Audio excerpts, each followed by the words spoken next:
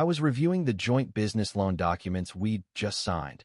$85,000 to expand the coffee shop we were supposed to run together, when I saw a notification pop up on our shared tablet. Her ex commenting on her private Instagram story, "Can't believe you're really leaving him. See you in Seattle tomorrow, babe."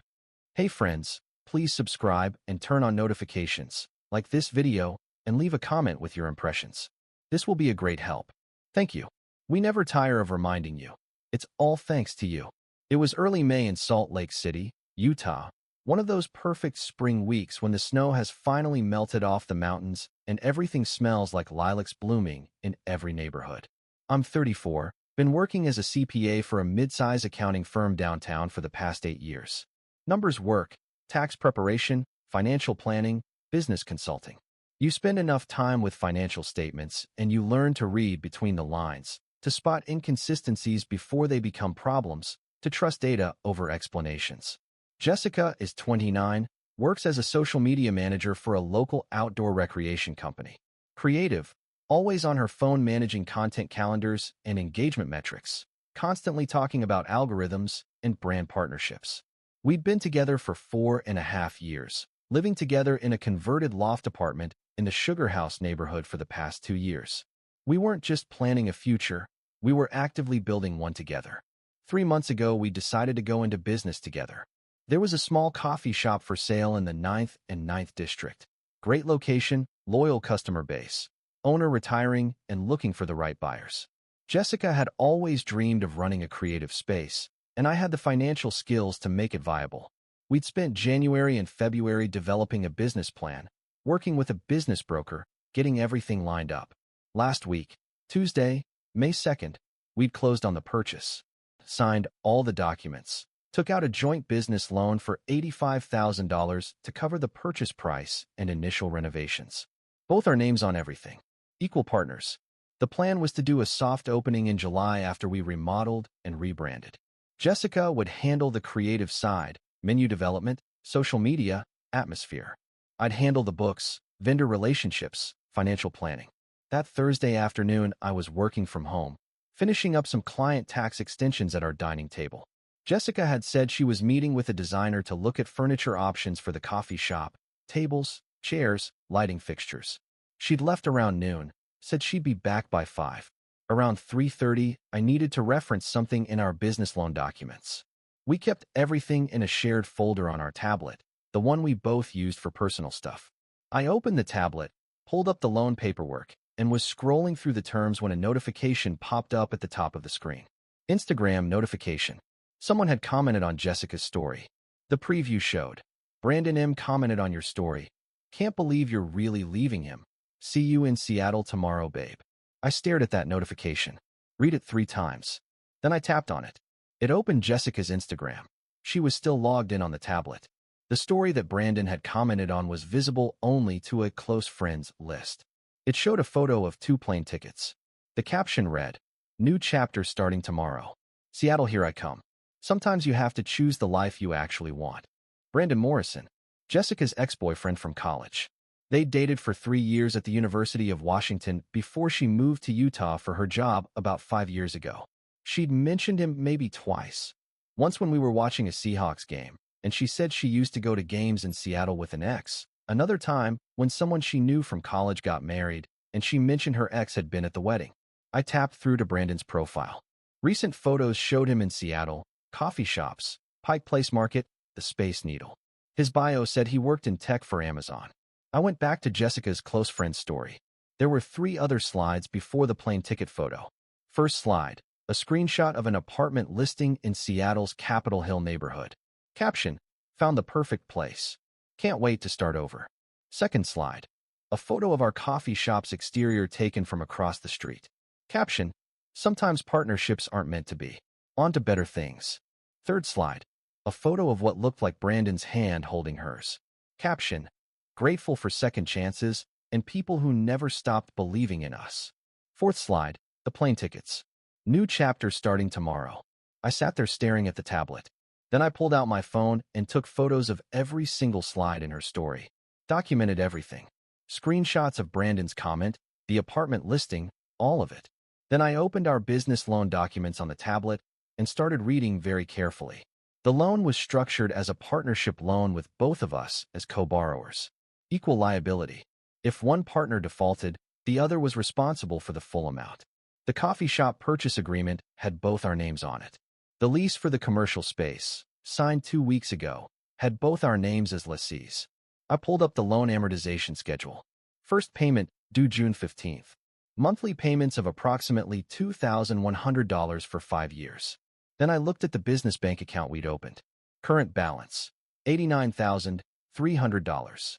That included the $85,000 from the loan plus about $4,300 we'd each contributed as working capital.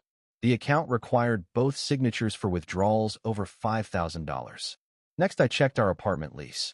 Month to month as of March 1st. We'd switched from annual specifically because we weren't sure if we'd need to move closer to the coffee shop or eventually buy a house. 30 days notice required from either party. I sat there for about 20 minutes doing calculations in my head. Jessica was planning to leave tomorrow, according to the story, moving to Seattle to be with Brandon, leaving me holding a joint business loan for $85,000 and a coffee shop I'd never intended to run alone. I looked at my watch. 3:45. Jessica had said she'd be back by 5. I had about an hour, maybe 90 minutes.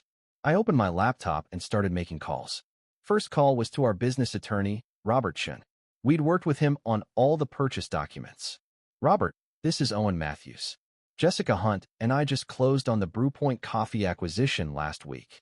Yes, Owen. Congratulations again. How can I help you?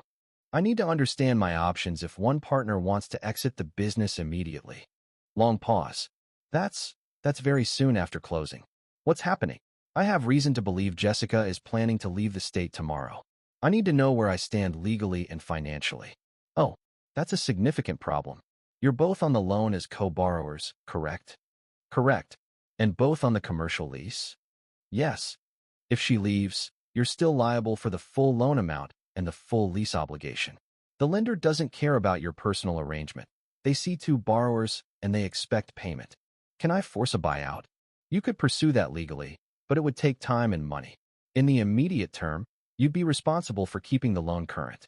If you default, it affects both your credits, and the lender could pursue both of you for the full amount. What about dissolving the partnership? Again, that's a legal process that takes time.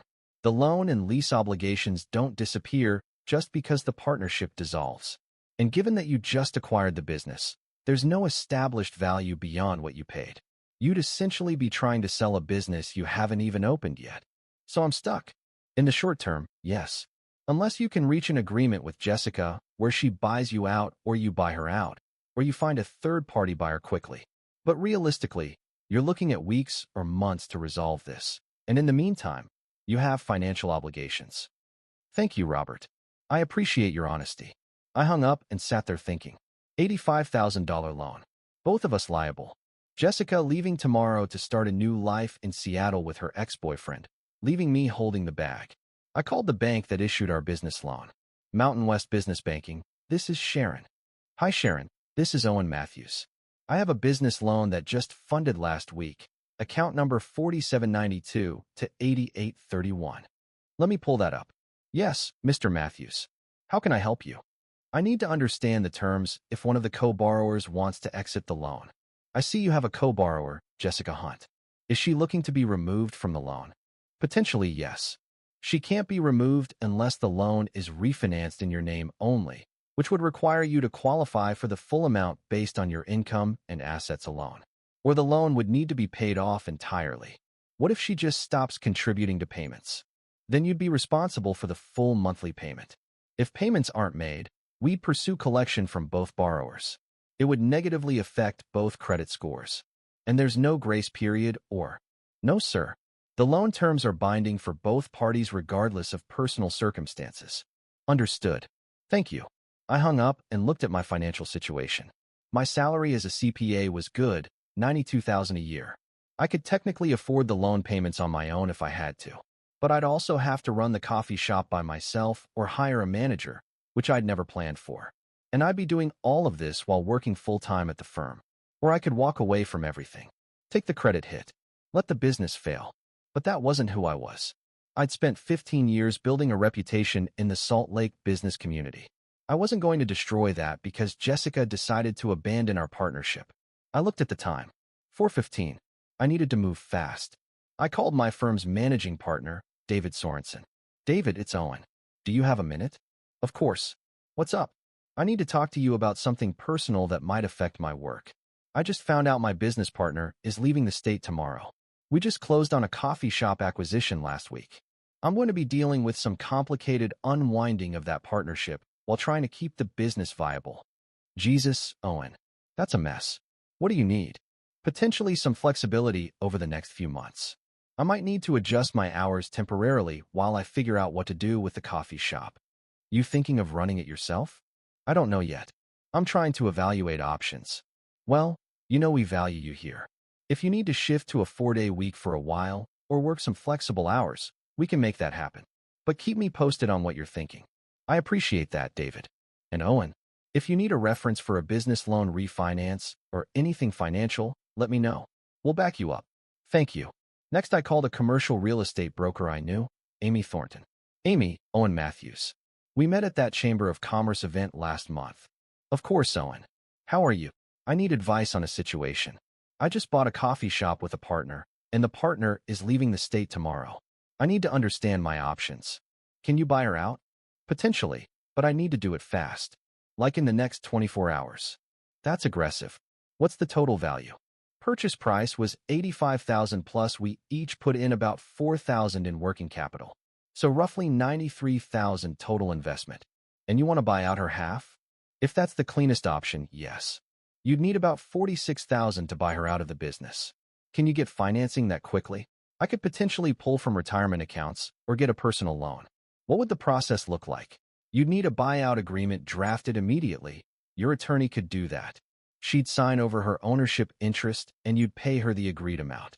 Then you'd need to refinance the business loan in your name only or keep making payments on the joint loan and pursue getting her removed later. How long would it take to get a buyout agreement drafted? If your attorney prioritizes it, could be done in a few hours.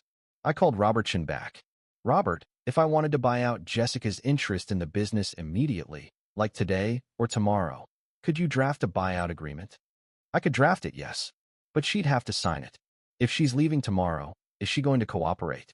I don't know yet, but I want the document ready in case she will. I can have something to you by end of day. What are you proposing to pay her? Her half of the working capital we contributed, about $4,000, and release of any future obligations. She walks away clean, no liability. That's generous given that she's abandoning the business. But it might be your fastest path to resolution. I'll draft it. Thank you, Robert. I looked at the time. 4:50. Jessica would be home in about 10 minutes if she was on schedule. I pulled $4,500 from my personal savings account and moved it to our business account, specifically earmarked in my records as buyout payment to Jessica Hunt pending agreement. Then I pulled up our apartment lease and drafted a notice. Please accept this as my 30-day notice to vacate Unit 3C at 845 East Wilmington Avenue. My final day of occupancy will be June 5th, 2024. Owen Matthews. I saved it as a draft. At 5:05, I heard Jessica's key in the door. I was sitting at the dining table with the tablet in front of me, her Instagram story still open on the screen. She came in looking happy, energized. Hey, the furniture shopping was amazing. I found the perfect tables, and she stopped when she saw my face. What's wrong? Come sit down. She set her bag down slowly and sat across from me at the table. I turned the tablet to face her. Her Instagram story was still displayed. The plane tickets, the apartment in Seattle, Brandon's comment. All the blood drained from her face. Want to explain this? I asked. She opened her mouth, but nothing came out. You're leaving tomorrow. Moving to Seattle. To be with Brandon. While leaving me with an $85,000 business loan and a coffee shop to run by myself. Owen, I can explain. Please do. Brandon and we reconnected a few months ago. We started talking about what could have been. He's been asking me to come to Seattle, and I've been thinking about it, and I realized I made a mistake moving here. I want to go back. When were you planning to tell me? I was going to tell you this weekend. After I got settled there. After you abandoned our business partnership. I thought you could handle it. You're good with money. You could find another partner or run it yourself. We signed a joint loan for $85,000 6 days ago, Jessica. 6 days. You can't just walk away from that. I figured you'd figure something out. I stared at her. You figured I'd figure something out. We spent 3 months planning this business together. We signed contracts together. We're liable together. And you thought you'd just move to Seattle and I'd handle it. I didn't know how to tell you. You told your close friends list on Instagram. You told Brandon. You found an apartment. You bought plane tickets. But you didn't tell me. She started crying. I'm sorry. I should have been honest. But I'm not happy here, Owen. I haven't been happy for a while. Then you should have told me that before we bought a business together. I thought the business would fix things. I thought having a shared project would make me want to stay. That's not how business partnerships work, Jessica. You don't take on $85,000 in debt as relationship therapy. I know I messed up. I pushed a piece of paper across the table, the buyout agreement Robert had emailed me at 4:55. I'd printed it when I heard her car pull up. What's this? A buyout agreement. You sign over your ownership interest in the coffee shop to me. I pay you the $4,000 you contributed in working capital. You're released from all future obligations to the business. Clean break. What about the loan? I'll handle it. Either refinance it in my name or keep making payments. But you're out of the business completely. Owen, I can't sign this right now. Yes, you can. Because if you don't sign it, I'm going to pursue you legally for abandoning the partnership. I have documentation of everything. Your Instagram story showing you're leaving tomorrow. Proof that you planned this while we were closing on the business. Everything. I'll sue you for damages and breach of contract. You wouldn't. Try me. I've been a CPA for 8 years. I know exactly how to document financial malfeasance. And leaving a business partner holding $85,000 in debt while you run off with your ex-boyfriend absolutely qualifies. She looked at the agreement, then at me. If I sign this, I get $4,000 and I'm done. No more obligation. You get $4,000, which is what you contributed. And yes, no more obligation. I take on all the debt, all the responsibility, everything. What about the apartment? I'm giving notice tomorrow. You can stay through the end of May if you want since you're on the lease, or you can leave for Seattle tomorrow as planned. Either way, I'll be out by June 5th. She picked up the pen I'd set on the table, read through the agreement for about 5 minutes. Then she signed it. I signed my portion, took a photo of the signed document, sent it to Robert Chun with a note. Both parties signed. Please file and process. Then I opened my banking app, transferred $4,000 to Jessica's personal account, and showed her the confirmation. We're done, I said, professionally and personally. She sat there crying, but I didn't feel sympathy. She'd been planning to destroy my financial life and just disappear. She'd made her choices. I'll be out of here by tomorrow afternoon, she said quietly. That's fine. Whatever you want to do. She went to the bedroom. I heard her pulling out suitcases, starting to pack. I sat at the dining table and called Robert Chun. Robert, she signed. Agreement is fully executed. I transferred her the $4,000. Good. That protects you from her coming back later claiming ownership. You now own 100% of the business. And the loan? Still joint until you can refinance. But the business is yours. She has no claim to it. Thank you. Over the next 24 hours, Jessica packed everything she owned and moved out. Her flight was Saturday morning at 10. I helped her carry boxes to her car Friday night without speaking. She left Saturday morning without saying goodbye. Once she was gone, I sat in the empty loft and started planning. I called David Sorensen Monday morning. David, I bought out my partner. I'm 100% owner now. I'd like to shift to a 4-day work week if that's still possible. I'll take Fridays off to work on getting the coffee shop operational. Absolutely. We'll make it work.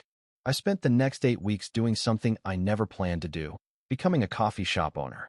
Hired a manager with restaurant experience. Found a part-time barista who was studying hospitality management. Worked with a designer to finish the renovations. Created systems, processes, financial controls. The coffee shop opened in early July. Soft opening, small marketing push. Within 3 weeks, we were profitable on a daily basis. By September, I'd refinanced the business loan in my name only. The coffee shop's financial performance gave me the leverage I needed. I moved to a 1-bedroom condo in the Avenues neighborhood in June. Smaller than the loft, but it was mine. Started hiking every Sunday morning in the Wasatch Mountains. Took up photography, bought a decent camera, and started documenting the city. Mid-October, on a Saturday afternoon, I was working at the coffee shop. I still came in most weekends to handle administrative stuff and fill in when needed. We were moderately busy, the Saturday crowd starting their weekend. Jessica walked in. I was behind the counter reviewing inventory sheets when I looked up and saw her standing in line. She looked different, thinner, tired. Her hair was shorter. She was alone. When she got to the counter, our barista Emma started to take her order, but Jessica said, "Actually, I wanted to talk to Owen if he has a minute." Emma looked at me. I nodded. "I've got it, Emma." Jessica stepped aside, and I met her at the end of the counter. "Hi," she said. "Hi. The place looks amazing. You really pulled it off." "Thanks. I heard it's doing well. People I know from around here have been posting about it. We're holding our own." Awkward silence. Then she said, "Things didn't work out in Seattle. With Brandon. I'm sorry to hear that. He was still hung up on his ex-girlfriend. Turned out I was just a distraction while they figured their stuff out. They got back together in August. I moved back to Salt Lake last month. That's rough. I'm staying with a friend in Sugar House. Looking for work. The social media job didn't transfer when I moved back." I didn't say anything. I know I don't have any right to ask this, but is there any chance I could work here? Even part-time? I'm a good worker, and I know the original vision for this place. "No." She flinched. "Owen, you abandoned this business and left me with $85,000 in debt. You planned your exit while we were signing loan documents. You told your Instagram followers before you told me. Why would I ever trust you as an employee? Because I've changed. Because I understand what I did wrong. I'm glad you understand. But understanding doesn't rebuild trust. And I don't hire people I can't trust. I threw away everything, didn't I? Our relationship, the business, my job. You made choices. This is what those choices look like." She nodded, tears starting. "You have every right to feel that way. I appreciate you saying so. The place really does look great. You should be proud." "I am. Take care, Owen." "You too, Jessica." She left. I watched her walk past the front window, shoulders slumped, moving slowly down the street. Emma came over. "Was that your ex-business partner?" "Yeah." "She wanted a job?" "Yep." "That's bold. That's desperate." I went back to my inventory sheets. The afternoon crowd continued filtering in. Regular customers, new faces, people enjoying the space we'd created. Our baristas working smoothly, systems functioning, everything running the way I designed it. That evening, I closed up the shop and walked to my condo through the avenues. The October air was cool, leaves turning gold on the trees lining the streets. The city lights were coming on as the sun set behind the mountains. My condo was quiet when I got there. I made dinner, homemade ramen with pork belly I'd been slow cooking all day, and ate while watching a documentary about the national parks. Normal Saturday evening. Peaceful. I didn't feel triumphant about Jessica's situation, just clear about the boundaries I'd maintained. The coffee shop was mine, built through crisis, sustained through careful planning, profitable because I'd refused to let someone else's bad decisions destroy what I was capable of building. I didn't feel vindicated. I felt whole. When your business partner is secretly planning to abandon you right after you've taken on massive debt together, do you try to salvage the partnership, or do you immediately protect yourself legally and financially, even if it means going it alone? Share your perspective in the comments.